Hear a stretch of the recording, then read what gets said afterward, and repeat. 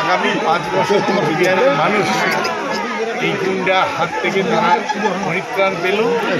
কুচবিহারবাসীকে আমি অভিনন্দন জানাই যে তারা এই গুন্ডারাজের অবসানের জন্য তারা আমাকে আশীর্বাদ করেছেন এবং আগামী দিনে আমরা কুচবিহারের মানুষকে সাথে নিয়ে কুচবিহারের উন্নয়নটা করব। দাদা, জয়ের ব্যবধান কত হলো?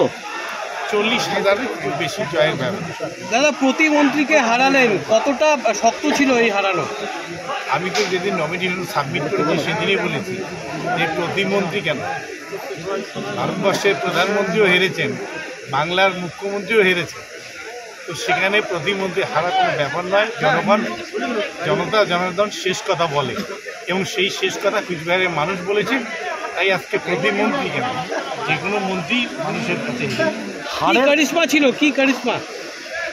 আমরা মানুষের সাথে 24/7/365 আমরা দিন রাত ধরে মানুষের পাশে থাকি, মানুষের বিপদের সাথে দাঁড়াই এবং মানুষের জন্য আমরা কাজ করি। দলীয় কর্মীদের কি বার্তা দেবেন? দলীয় কর্মীদের শান্ত থাকতে বলবো।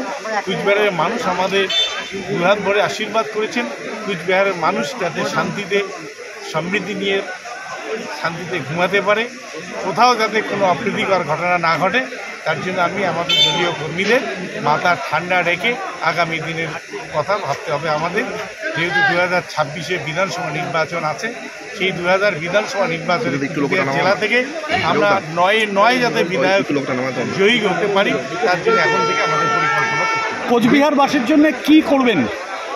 সে আমরা কুচবিহারের যে জ্বলন্ত সমস্যাগুলো আছে সেগুলো নিয়ে আমরা বসবো কুচবিহারবাসীর সঙ্গে।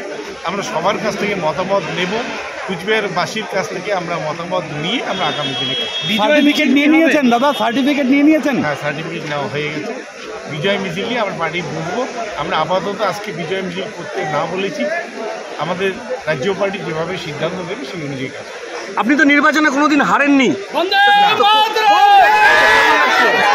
হারা রেকর্ডটা আমার